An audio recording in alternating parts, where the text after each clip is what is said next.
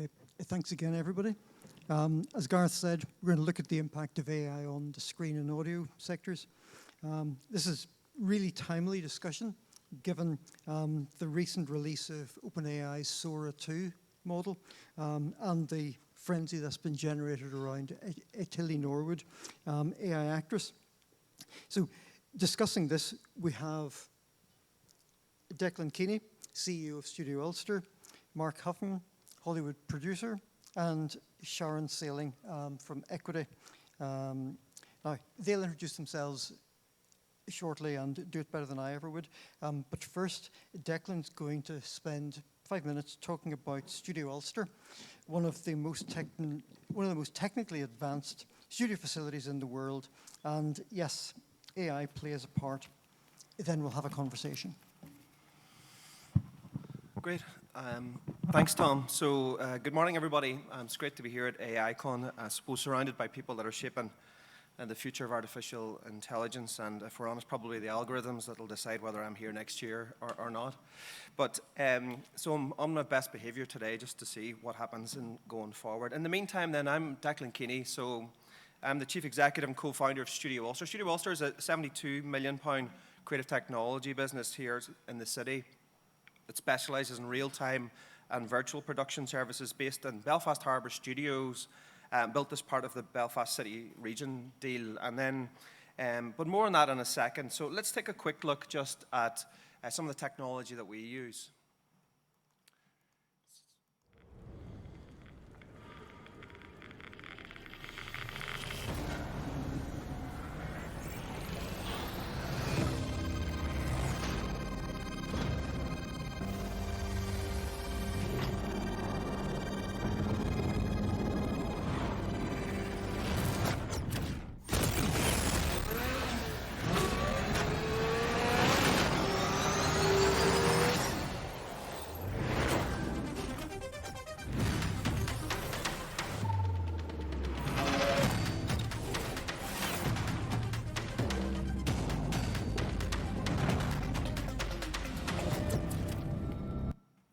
Okay, so let's get into it. So we work in film, TV, animation, and games, but we're not what you would call a traditional film studio by any stretch.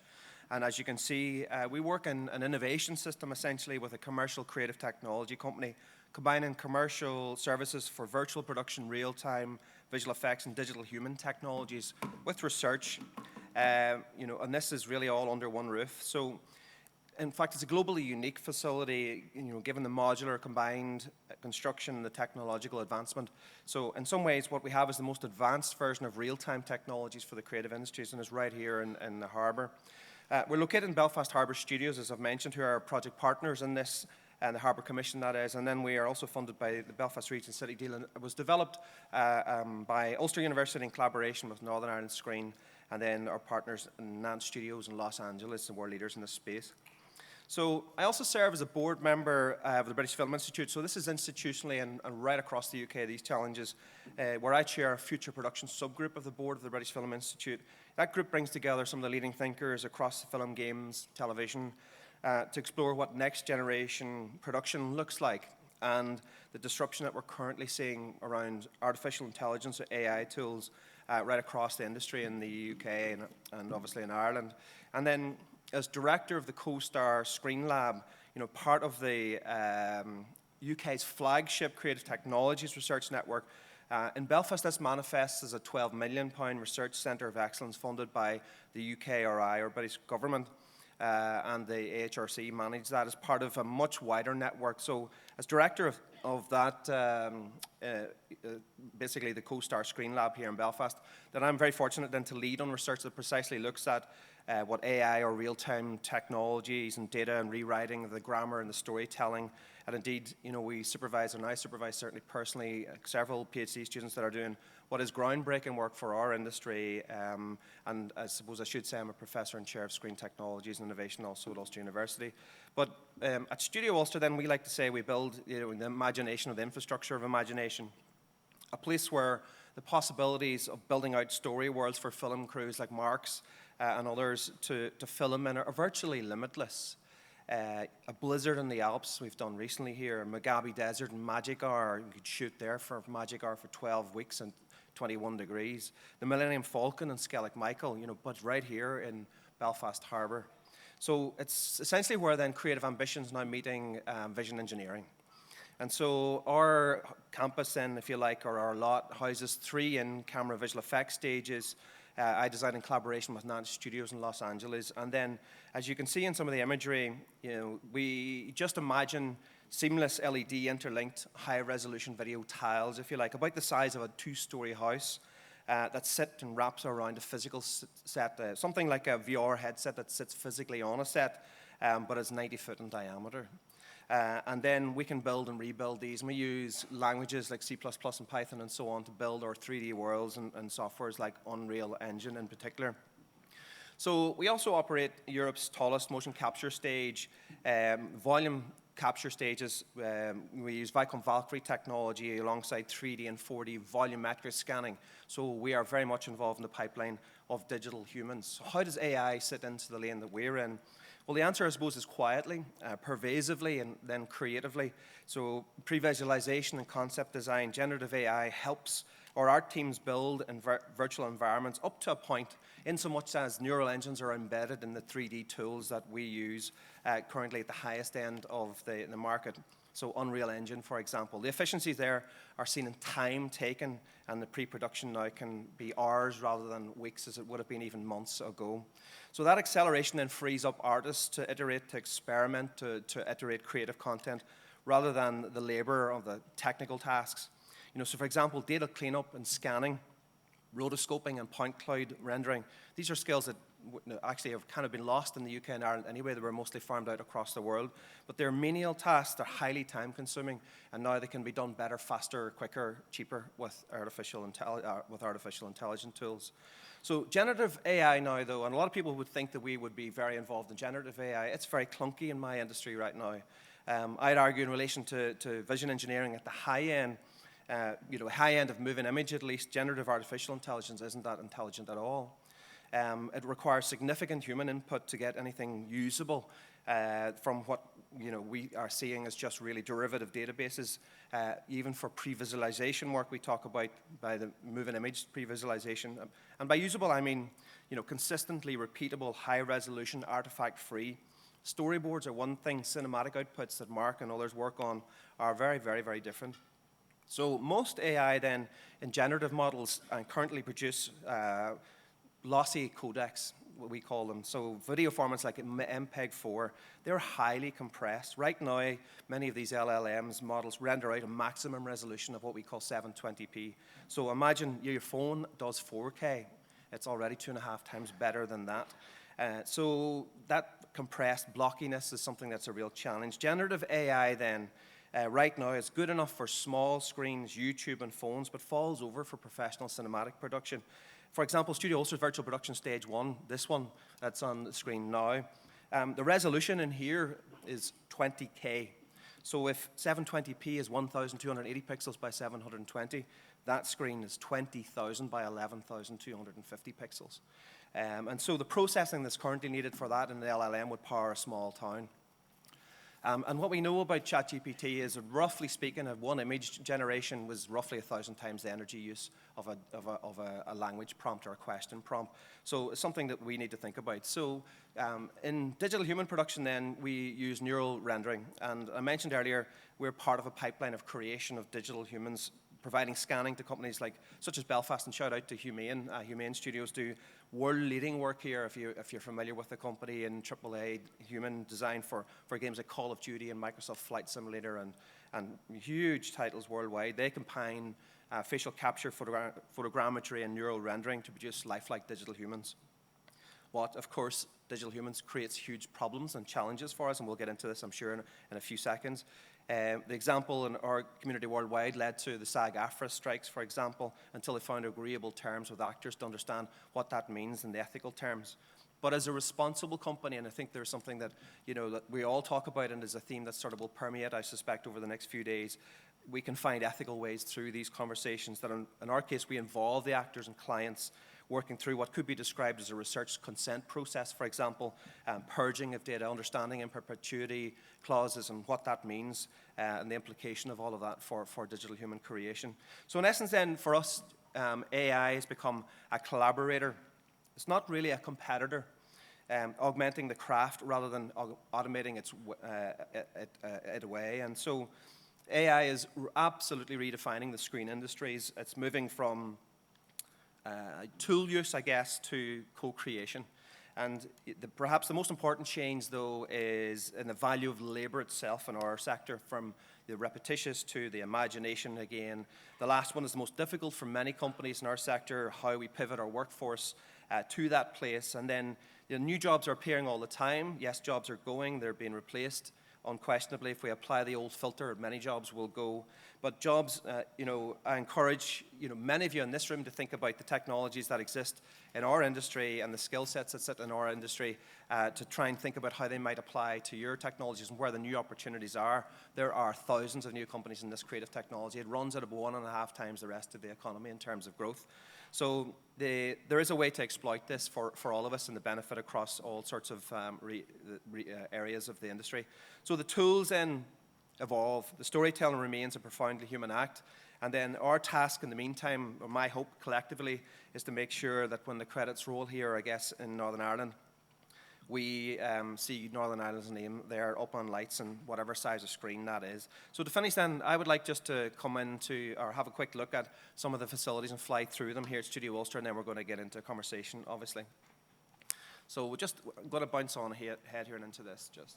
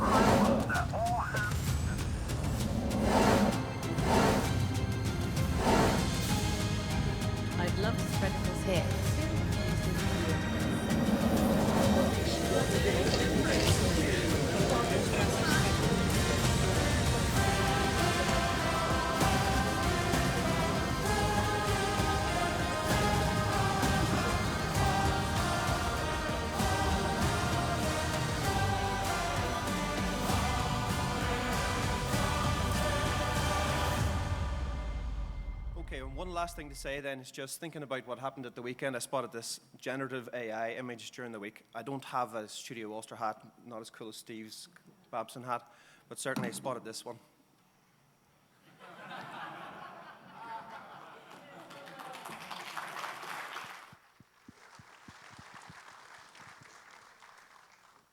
Thanks, Declan. And if anybody's watching the current season of Blue Lights, watch out for the driving scenes. They were done in that facility.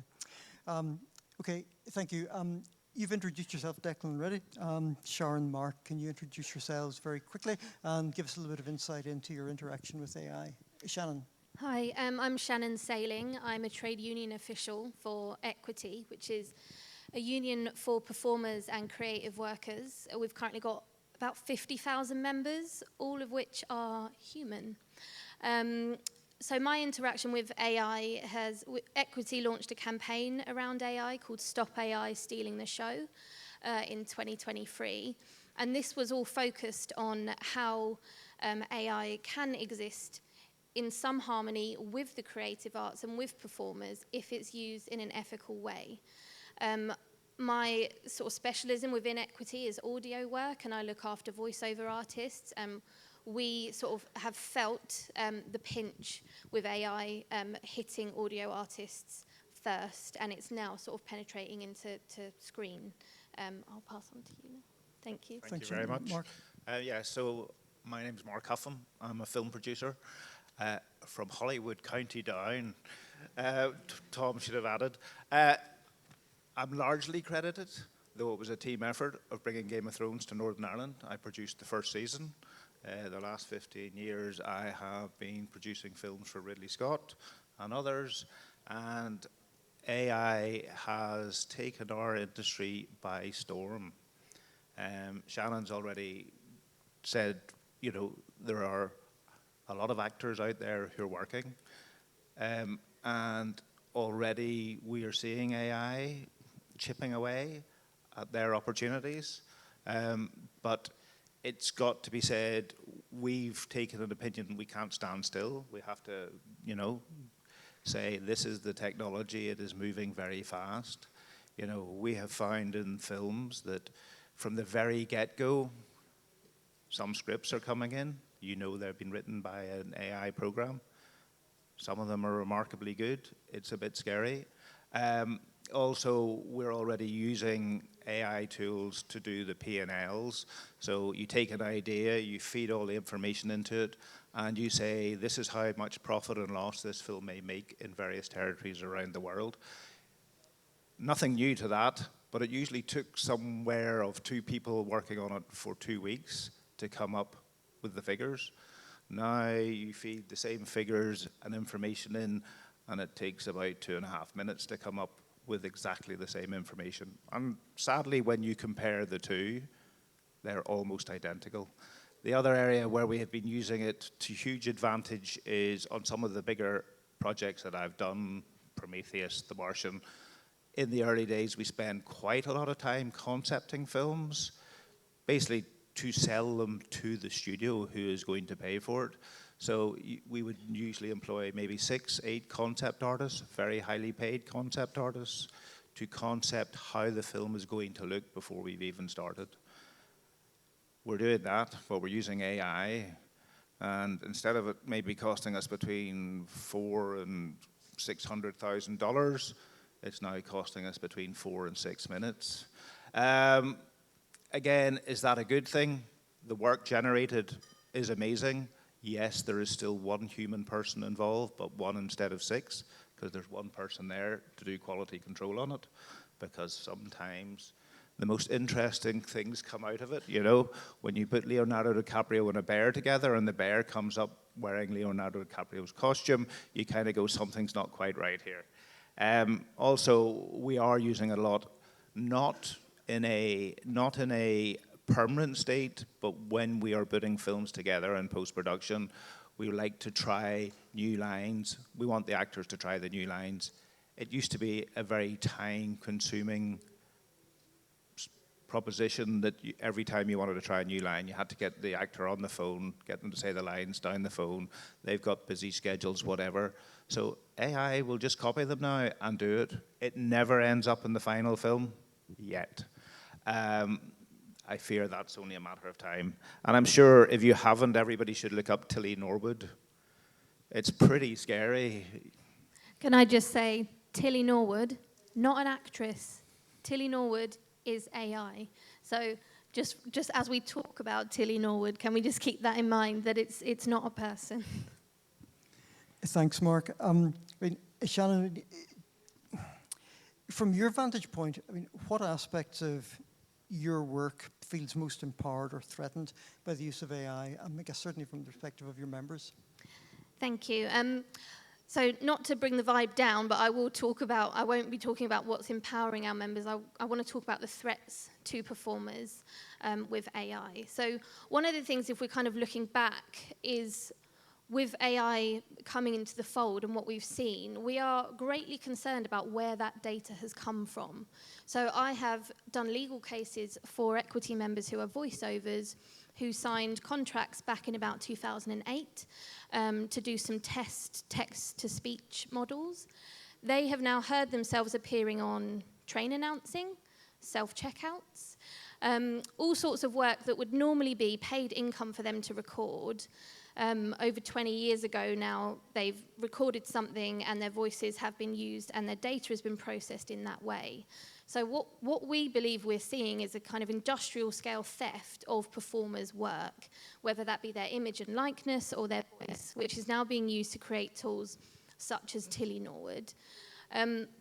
So that's obviously a big threat to the livelihood of performers.